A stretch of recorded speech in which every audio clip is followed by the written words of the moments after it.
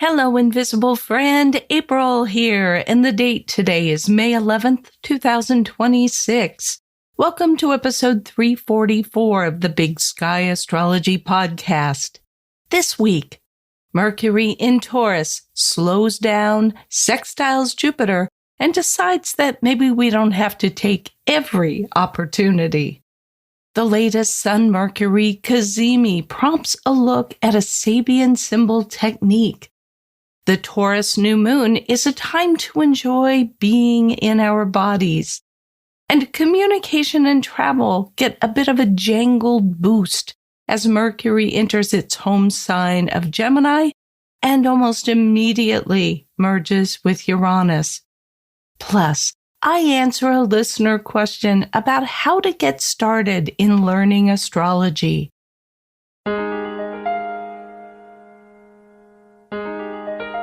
Mercury sextiles Jupiter on Tuesday, May 12th at 9:44 p.m. Pacific Time. That's at 20 degrees 45 minutes Taurus and Cancer. Mercury sextile Jupiter tends to bring an embarrassment of opportunities. But it's also a reminder that we don't have to take every single opportunity that comes our way. And that's especially true with Mercury in Taurus, where it would rather move more deliberately than make our schedules even more hectic. And as Mercury aspects Jupiter in Cancer, many of these possibilities and opportunities have to do with big moves in your home life and with your family. You may have an urge to plan a big home remodel, meet with an architect, make decisions about the floor plan. Family members could be moving. You might be thinking about your summer vacation plans. It can be hard to say no to new opportunities if you feel that they're going to benefit the people that you care about most. The best you can do this week under this aspect is to entertain possibilities, but maybe hold off on making commitments that will be hard to get out of if you decide later that it's all just a little too much.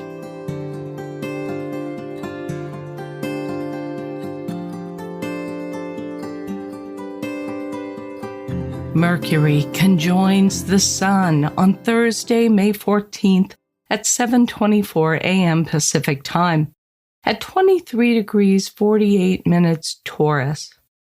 The conjunction between these two is exact at 7:24 a.m., but Mercury is within 17 minutes of orb of the Sun, a condition we call cazimi, between 1:48 a.m. and 1 p.m. Pacific Time.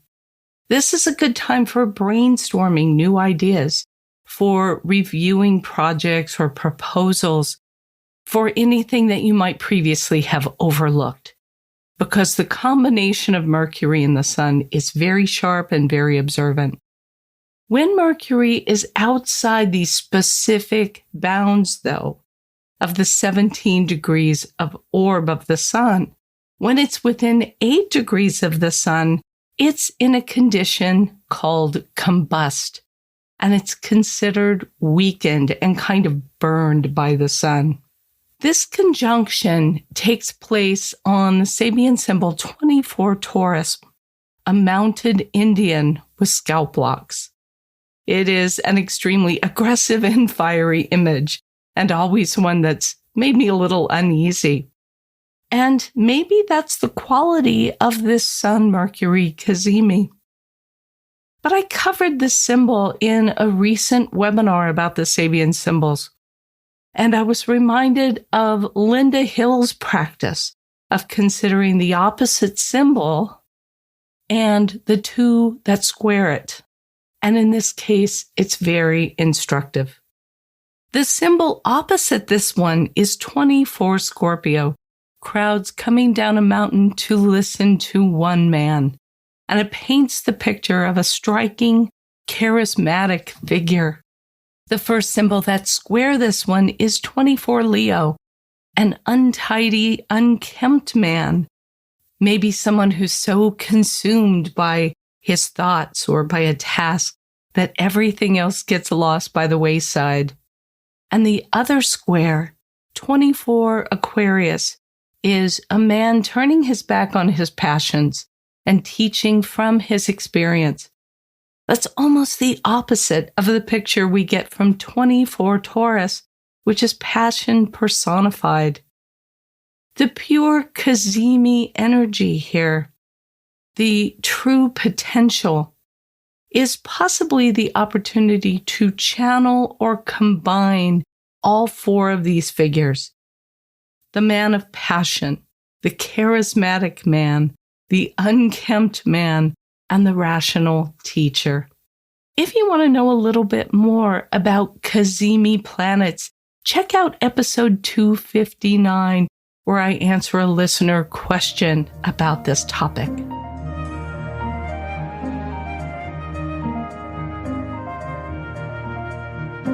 And now it's time for the moon report. And we begin, as always, with the week's major lunation. This week, that is the Taurus New Moon on Saturday, May 16th at 1:01 p.m. Pacific Time. It's at 25 degrees 57 minutes Taurus. This new moon is in the sign of its exaltation, and Taurus tells us, above all, to be in our bodies and enjoy life's simple pleasures. If you take nothing else away from what I say about this new moon, that is it. Love being in the world, being in a body. I always think that there are things maybe we couldn't learn any other way, so we decided to incarnate. Even the Sabian symbol for this new moon is 26 Taurus, a Spaniard serenading his señorita.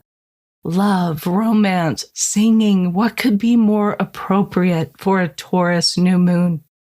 The chart for this new moon is not terribly dramatic as some that we've had recently. The sun and moon are in a lovely sextile with Jupiter in Cancer, and this promises familial affection and coziness at home. Venus in Gemini is approaching a sextile with Mars in the Aries, bringing the element of romance that we see with the Spaniard serenading his sweetie. There is tension building in the background over the next couple of weeks, especially after Mars enters Taurus on May 18th and then begins approaching a square to Pluto, which is exact on May 25th. That's always a pretty combustible combination. But during this new moon cycle, celebrate enjoyment with good food and drink, loved ones, music and dance, and the beauty of the outdoors. This is the new moon in a lunar phase family cycle that will unfold over the coming 3 years with major lunations near this degree every 9 months. Whatever your intentions at this new moon, and they'll be of the nature of Taurus, it will be about how can you make yourself more secure, make your life more stable, attract the kind of prosperity that you desire. This will be the focus of what unfolds over this lunar phase family cycle. There's a first quarter moon on February 13th, 2027, very near this new moon degree at 25 degrees 23 minutes Taurus. That's a moment to take action on some of the things that you were envisioning for yourself at this new moon. 9 months after that, there's a full moon on November 13th, 2027 at 21 degrees 31 minutes Taurus, when you should be able to get a clearer view of the things that you were intending at this new moon. How are they suited to you and to your life? And how might they possibly need to be tweaked a little bit? And then at the last quarter moon 9 months later, on August 13th, 2028, at 21 degrees 14 minutes Taurus, it's time for final action toward these goals.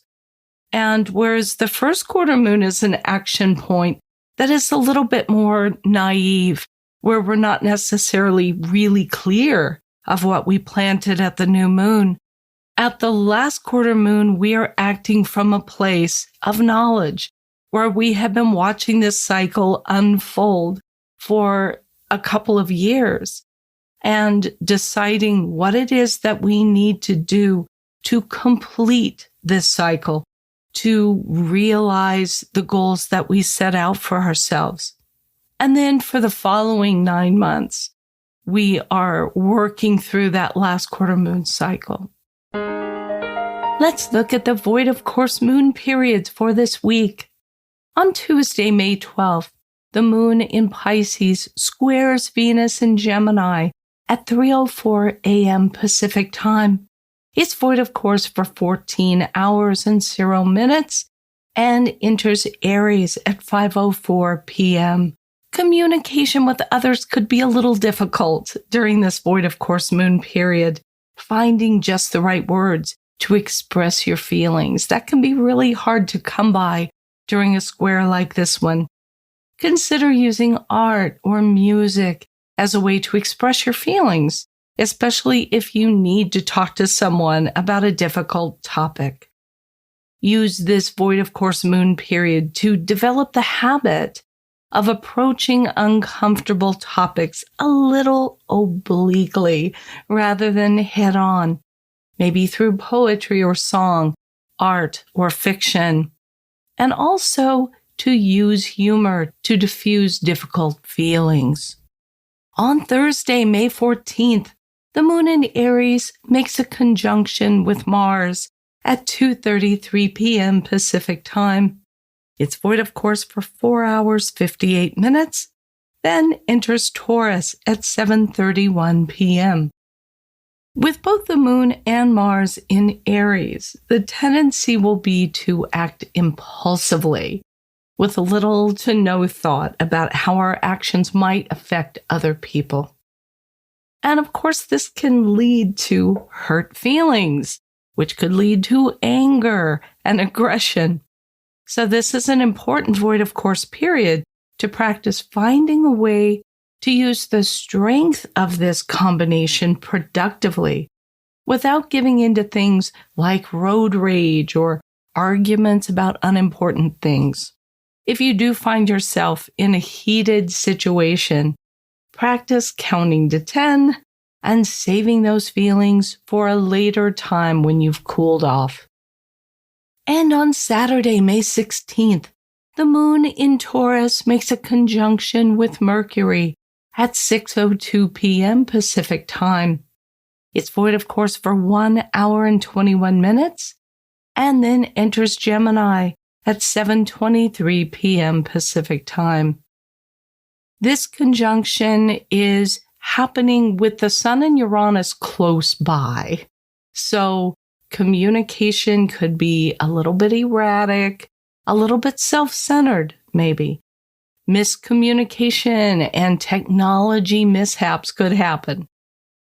Rather than tempting the gods by, say, going out to dinner, where all kinds of feathers could get ruffled and things can go wrong, maybe use this void of course moon period to tap into the calm, methodical spirit of Taurus. Maybe just prepare a quiet dinner at home with your nearest and dearest and avoid the drama of the outside world. And by the way, I will be offering a webinar all about the void of course moon on Saturday, May 23rd, beginning at 10 a.m. For more information about that, just go to my website, bigskyastrology.com, and click on Learning in the main menu.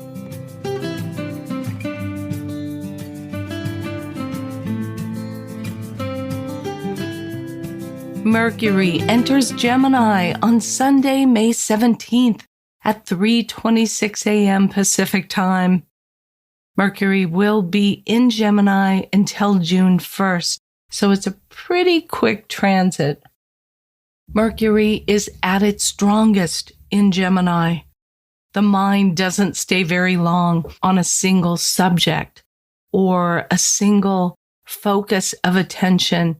There's so much to see and experience in the world, and Mercury in Gemini wants to take it all in. Ironically, the Sabian symbol for the first degree of Gemini is a glass-bottomed boat in still water. We begin this brief transit in a state of stillness, floating on the water, looking beneath the surface at the great undersea world. This is Mercury emerging from the quiet of Taurus, still in a state of relative calm and quiet. But enjoy this Sunday up until about tea time, because that is when Mercury will make a conjunction with Uranus.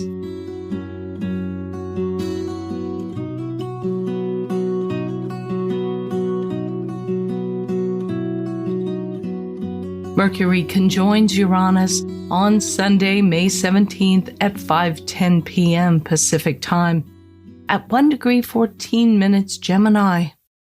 And at this point, the stillness of Mercury in its first degree really shifts. Those still waters are suddenly filled with waves.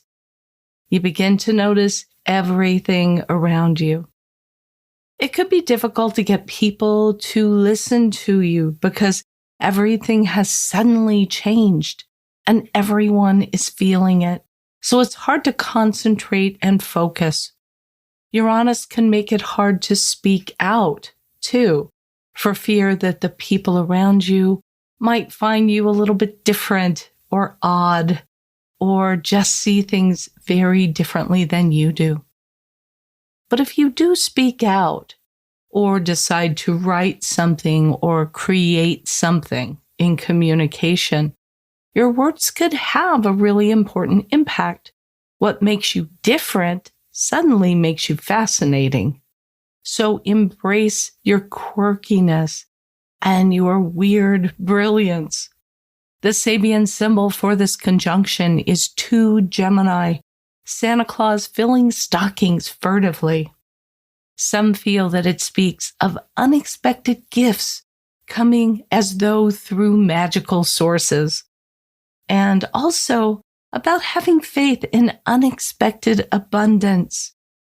It brings to mind the gifts and joy of Christmas morning.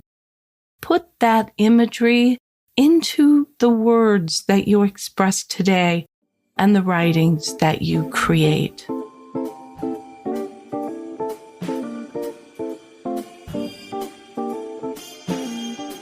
This week's listener question comes from listener Hannah, who writes, "Hi, April. I'm new to learning astrology, and I find it so fascinating, but also overwhelming.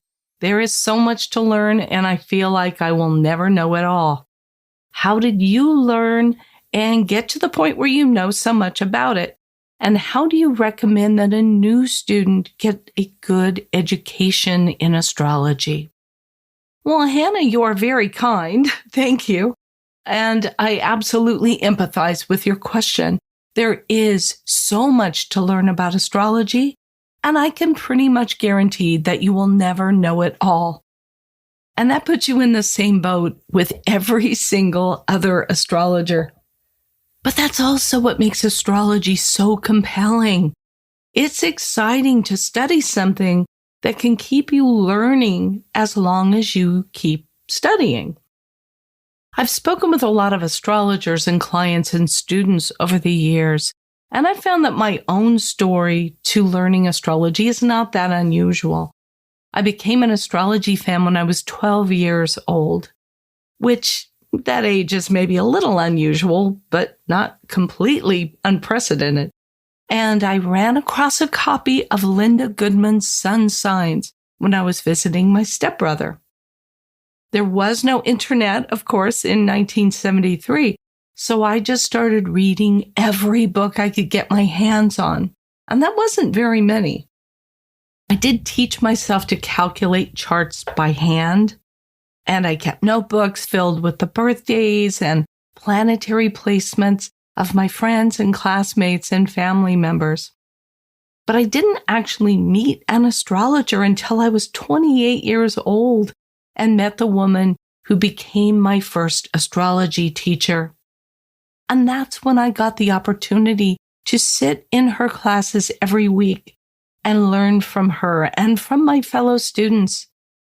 I became a professional in 1990, and I left my job to be a full-time astrologer in 1991. And that is where you find me all these years later. And even so, all of the stuff that I don't know about astrology is a lot, even after studying for 53 years. And honestly, I wouldn't have it any other way. So how should you get a good astrological education? Well, in many ways, you're way ahead of where I started. Look at all the free resources, the podcasts, YouTube channels, websites, and even paid opportunities like online courses or books that are available to you. Anything you could hope to learn about astrology is literally at your fingertips. But I do understand that this is also a double-edged sword. Because how do you know who to listen to? How do you know whom you can trust to teach you about all the basics, the houses and planets and signs, and then guide you through the more advanced stuff? What house system should you use? How can you find your way through mastering aspects and things like that? It's a lot, because probably what would be ideal is someone to curate all the knowledge that's available and feed it to you a piece at a time in a way that makes sense to you. What I tell my clients and others who are interested in learning astrology is this: try to find a teacher you can go and learn with in person. Mind you, this is my bias, of course, because it's what I did. But this is valuable because you're forced to sit in a chair every week or however often and pay attention to the teachings and to the charts. I'm all for learning online. Heck, I teach online. But I know that people's learning is so much better when they show up live in the class rather than trying to just watch the replay later. So you find your teacher and you learn with them. You use their house system at first because why wouldn't you? And don't jump around from one house system to another. Choose one and live with it, at least until you know enough about house systems to decide for yourself which one you want to use. And that's only one example. Learn your teacher's planetary orbs. Learn their approach to reading a chart, where to start, what's important. If you're brave, let them teach you to calculate a chart by hand. I was a dyed-in-the-wool math phobe teaching myself, and I learned to calculate charts by hand. I got to the point where I could do it in about 15 minutes. Anyone can do this, and very few people seem to anymore. Be patient with yourself. Be patient with the process. And most of all, have fun. Oh gosh, I would love to go back in time when everything about astrology was completely new to me and fascinating, and I just couldn't get enough of it. Hannah, thank you so much for that question. I didn't see it on the list of questions I've answered before, and yet I keep feeling it's a very familiar story that I'm telling. But again, it's probably because I've given a version of this story to every potential astrology student I've ever spoken to. And now I've given it to you. My very best wishes as you continue your journey through astrology. If you have a burning question about astrology that you would like me to answer on a future episode of the podcast, please leave a voicemail of 1 minute or less at speakpipe.com/Big Sky Astrology Podcast, or send an email to me at april@bigskyastrology.com. and be sure to put podcast question in the subject line. Well, that is everything on my show sheet, so I'm going to wrap this one up. Thank you for listening to the Big Sky Astrology podcast. If you like what you're hearing, be sure to subscribe or follow the show in your app of choice. Leave a rating or a review, and I hope you'll help spread the word by telling an astrology-loving friend about the podcast. You can read show notes and full transcripts and leave your comments about each episode at bigskyastropod.com. Thank you very much to everyone who has continued to show support for the podcast over the years, and in particular during last September's Podathon. On each episode, I'm thanking some of my financial donors by name. This week, let's give a Big Sky Astrology podcast shout out to Lynn Barrelay and Tina Lichtfart. Tina and Lynn, thank you so much for listening to the podcast and for supporting the show with your donations. If you would like to support the show and receive access to my bonus video episodes for donors only, please go to bigskyastropod.com, where you can make a contribution of $10 or more to get those episodes as they're released. You can make a one-time donation in any amount or become an ongoing monthly contributor. That's it for this episode. Join me again bright and early next Monday. And until then, keep your feet on the ground and your eyes on the stars.